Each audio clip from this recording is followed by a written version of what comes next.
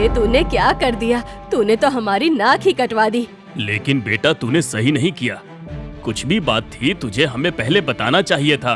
पापा, मैंने इस बारे में पहले माँ से बात की थी, लेकिन उन्होंने मुझे मना कर दिया था। हाँ, मैंने मना किया था और अब भी मना कर रही हूँ। मैं इस लड़की को कभी भी नहीं अपनाऊंगी। माँ, मैंने इससे शादी की है, अब मैं इसे नहीं छोड़ सकता। अरे लेकिन पूरे गांव में हमारी थू-थू हो जाएगी। मुझे नहीं पता, इसे छोड़ कर आ। अब क्या फायदा, सब गांव वालों को वैसे ही पता चल ही गया है। अब तो अपनाना ही होगा। रोहन ने किसी को भी बिना बताए लव मैरिज कर ली थी, जिसकी वजह से उसके घर वाले नाराज थे। एक दिन कमला सामान लेने बाजार जा रही थी। सब यही है, मुँह छुपाकर निकल जाती हूँ। कमला तेजी से वहाँ से जाने लगती है, लेकिन उसकी पड़ोसन उसे रोकते हुए कहती है, और कमला ऐसे मुँह छुपाकर कहाँ जा रही है? नहीं, ऐसा कुछ नहीं है बस। अरे इसके बेटे ने काम ही ऐसे किए हैं, मुँह छुपाने वाले, तो मुँह छुपाकर ही जाएगी ना। सही कहा तुमने। कमला को शर्मिंदा होना पड़ता है और वो चुपचाप वहाँ से घर वापस चली जाती है। क्या हुआ मम्मी जी, आप इतनी जल्दी वापस क्यों आ गई? सामान भी नहीं लाई? अरे मैं किस मुंह से बाहर जाऊँ? इन्होंने पूरे गांव में इतनी बदनामी करा दी है हमारी। सब मेरा मजाक उड़ा रही थी। हाँ मम्मी जी, सच में अब तो बाहर निकलने का मन ही नहीं करता। कमला की छोटी बहू रिया उसके लिए पानी लाती है। लीजिए मम्मी जी, पानी पी लीजिए। कमला बेहद गुस्से में थी। वो रिया के हाथ से पानी का ग्लास लेती है और उसके ऊपर ही पानी फेंक देती है। ज्यादा अच्छे बनने का नाटक करने की कोई जरूरत नहीं है मेरे सामने। चली जा यहाँ से। अपना मनहूस चेहरा मुझे मत दिखाना। हमारे गांव में कितनी इज्जत और कितना मान सम्मान था, अब देखो सब हमारा कैसे मजाक उड़ा रहे हैं। कमला रिया को खरी खोटी सुनाती है, जिसके बाद रिया अपने कमरे में चली जाती है। सच में हमने बहुत बड़ी गलती कर दी। मम्मी जी का गुस्सा बिल्कुल जायज है। जब से रिया घर में आई थी, कमला उसे खरी खोटी सुनाती रहती थी। हालांकि रिया कमला की बातों का बुरा नहीं मानती थी। दिन गुजर रहे थे। एक दिन पवन एक नुक्कड़ पर जाता है। और बताओ भाइयों, सब कैसा चल रहा है? सब अच्छा ही चल रहा है। अरे तू इससे बात क्यों कर रहा है? क्यों भाई, मुझसे बात करने में क्या परेशानी है? देखो, हम तुम्हारा परछावा किसी पर भी नहीं पड़ने देंगे, यहाँ तक कि अपने ऊपर भी नहीं। लेकिन क्यों? ये सवाल तुम हमसे पूछ रहे हो? अरे तुम्हारे भाई ने कितना बड़ा गलत काम किया है, उसे देखकर अब गांव के बाकी बच्चे भी बिगड़ेंगे। अरे मैं तो कहता हूँ तुम्हें गांव में रहने का कोई हक ही नहीं है। वैसे बात तो तुम्हारी बिल्कुल सही है। इन सब की वजह से हमारे छोटे बहन भाई और हमारे बच्चों पर बहुत बुरा असर पड़ेगा। देखो भाई, आज के बाद हमसे बात मत करना तुम। इन सब की वजह से पवन को शर्मिंदा होना पड़ता है। इस तरह पूरे परिवार को गांव वालों के बहुत से ताने सुनने पड़ते थे और धीरे धीरे करके सभी गांव वालों ने उनका बहिष्कार कर दिया था। कुछ दिन बाद, दीदी मैंने खाना बना दिया है। हाँ तो जाकर खाना परोस, मुझे क्यों बताने आई है? जी ठीक है दीदी। रिया सबको खाना परोसती है। मुझे तेरे जैसी कलमुही के हाथ से खाना नहीं खाना, ले जा खाना। कोई बात नहीं, खाने पर क्या गुस्सा निकालना, अब जो हो गया सो हो गया। अरे ऐसे कैसे हो गया? गांव में अब कोई भी हमसे बात तक नहीं करता। सबने हमारा बहिष्कार कर दिया है और सब हुआ भी किसकी वजह से है?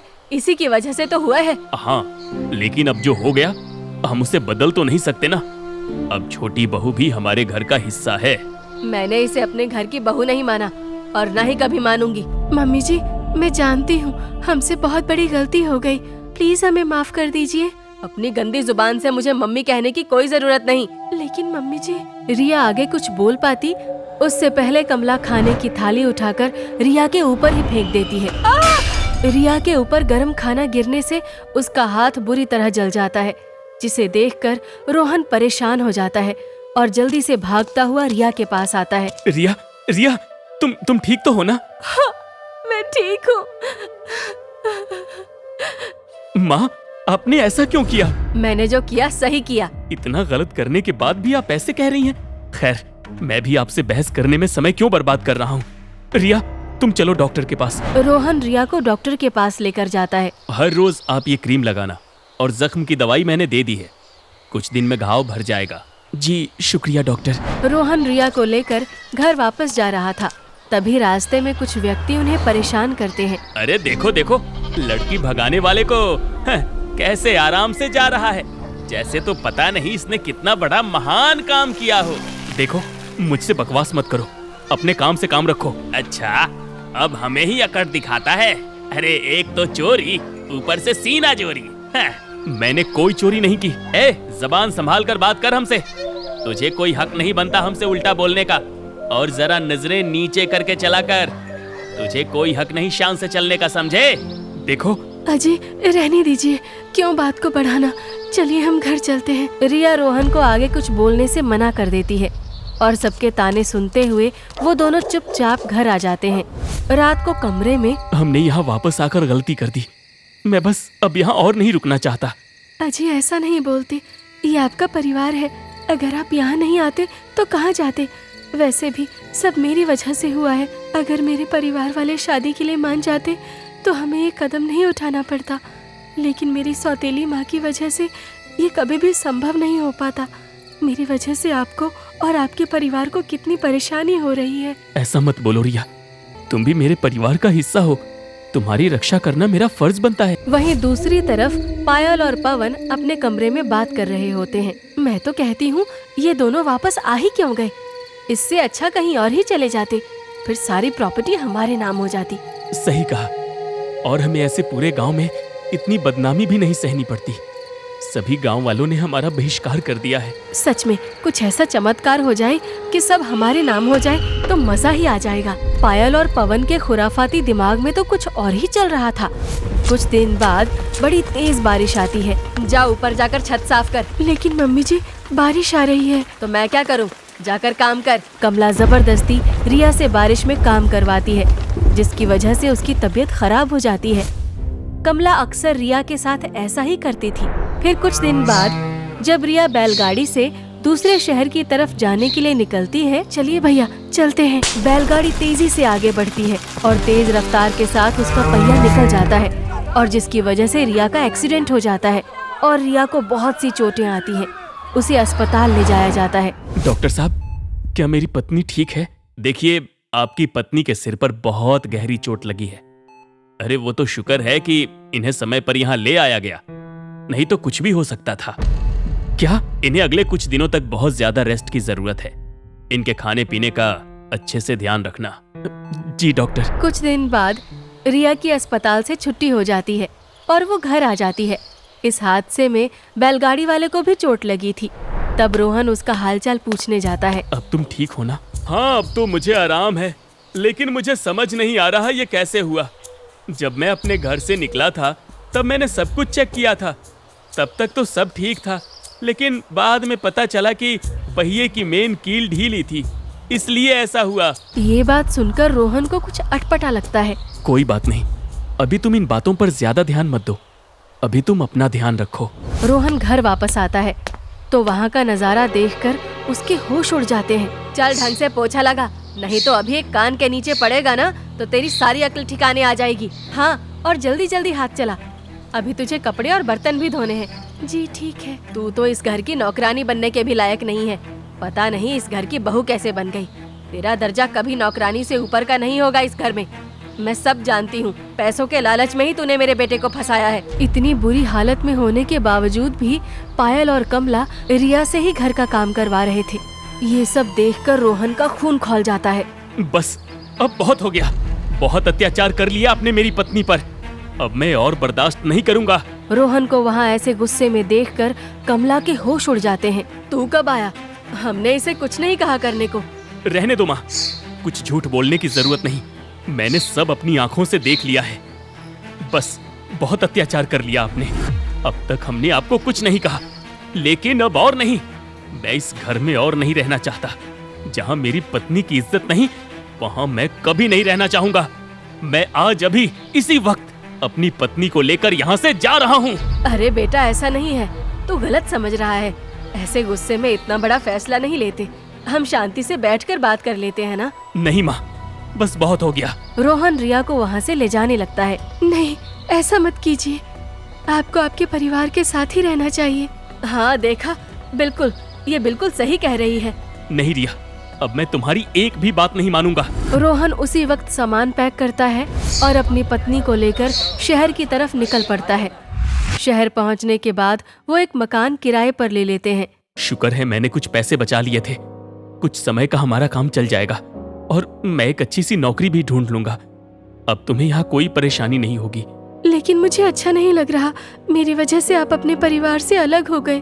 देखो, तुम्हारी वजह से कुछ नहीं हुआ है, सब उनकी वजह से हुआ है। उन्होंने कुछ भी गलत करने से पहले एक बार भी नहीं सोचा, तो तुम ऐसा क्यों सोच रही हो? चलो अब इन सब बातों को भूल जाओ और तुम आराम से बैठो। मैं अभी तुम्हारे लिए मस्त गर्मा गर्म खाना बनाता हूँ। रोहन खाना बनाता है और दोनों साथ मिलकर खाते हैं। आपने तो कमाल कर दिया, बड़ा स्वादिष्ट है। देखा, मैं हूं ही कमाल।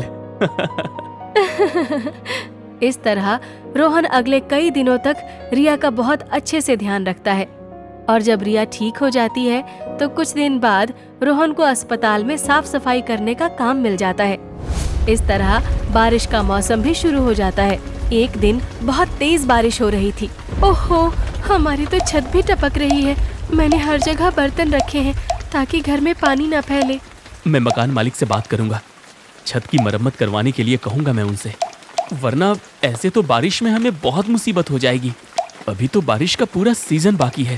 हाँ वही तो, आज एक ही दिन में हालत खराब हो गई तो पूरा सीजन पता नहीं कैसे बीतेगा। अब बारिश हर जगह कहर ढा रही थी। शहर में फिर भी सब ठीक था, लेकिन रोहन के गांव में इतनी तेज बारिश आ रही थी कि उसके गांव में तो बाढ़ ही आ गई थी। क्या हुआ पापा, वहाँ सब ठीक नहीं है क्या? बस बेटा, मैं तुझे क्या बताऊं, यहाँ तो बाढ़ बारिश का बहुत बुरा कहर बरस रहा है। आधे से ज्यादा गांव पानी में डूब गया है। यहाँ तो पूरे पूरे बाढ़ के लक्षण हैं। पता नहीं हम यहाँ कैसे रहेंगे। ये बात सुनकर रोहन को बहुत बुरा लगता है। चिंता मत कीजिए, मैं आप सबको लेने आता हूँ। रोहन भारी बारिश में गांव में अपने परिवार को लेने जाता है। ये देखकर वो हैरान हो जाता है कि उसका गांव पूरी तरह डूब चुका है। अपने परिवार वालों को तो रोहन अपने घर ले आता है। हमें गांव वालों की भी मदद करनी चाहिए, लेकिन कैसे? हमारे गांव की तो इतनी बुरी हालत है, कोई भी न्यूज चैनल भी उसे कवर नहीं कर रहा। बिना सरकार की मदद के हम कुछ नहीं कर सकते। यहाँ मेरा एक दोस्त है जो पुलिस ऑफिसर है, वो इसमें हमारी कुछ मदद जरूर करेगा। उसकी बहुत जान पहचान है। और इस तरह शहर में कुछ पुलिस ऑफिसर्स की मदद से वो अपने गांव वालों को गांव से रेस्क्यू करवा लेता है और सबके रहने का इंतजाम हो जाता है। कुछ टाइम बाद जब हालात ठीक हो जाते हैं और ये बात गांव वालों को पता चलती है, तब सभी तुम्हें पूरे मान सम्मान के साथ वापस गांव बुला रहे हैं। तुमने मुसीबत के समय सभी गांव वालों की जान बचाई है। उन सब ने मुझसे निवेदन करके यहाँ तुम्हें लेने भेजा है। लेकिन आप तो पहले के हालात जानते हैं कि हमारे साथ क्या हुआ है। तुम चिंता मत करो, अब ऐसा कुछ नहीं होगा। रोहन और रिया गांव के मुखिया महेश के साथ वापस गांव चले जाते हैं, जहां सभी धूमधाम से उनका स्वागत करते हैं और सब उसका धन्यवाद भी करते हैं। हमें माफ कर दो, हमने तुम्हारे साथ इतना गलत किया और तुमने फिर भी हमारी मदद की। हाँ, अब तुम फिर से गांव में रह सकते हो। हमारी वजह से तुम्हें गांव छोड़ना पड़ा, लेकिन अब हम कभी भी तुम्हें या तुम्हारे परिवार को भला बुरा नहीं कहेंगे। हाँ, हमें ऐसा नहीं करना चाहिए था। सभी गांव वाले रोहन से माफी मांगते हैं और घर आने के बाद, मुझे माफ करना रोहन, उस दिन बैलगाड़ी वाला हादसा मैंने ही किया था, क्योंकि हमारी गांव में हमारी बहुत बदनामी हुई थी इसलिए। क्या? हाँ, मुझे माफ कर दो, लेकिन मुझे अब अपनी गलती का एहसास हो गया। हाँ बेटा, मुझे माफ कर दे, मुझे भी ऐसा नहीं करना चाहिए था। सभी रोहन से माफी मांगते हैं। भैया, आपने बहुत बड़ा कदम उठाया, आपको ऐसा नहीं करना चाहिए था। एक तरह से ये जुर्म है। आप मेरे भाई हैं, मैं आपको माफ कर देता हूँ, लेकिन इतना सब होने के बाद मैं आप सबके साथ अभी यहाँ नहीं रह सकता। मुझे माफ कर दीजिए। मैं और मेरी पत्नी एक सुरक्षित स्थान पर रहना ही पसंद करेंगे। इतना कहकर रोहन वापस अपनी पत्नी को लेकर अपने शहर वाले घर में चला जाता है और वहाँ खुशी खुशी उसके साथ रहता है।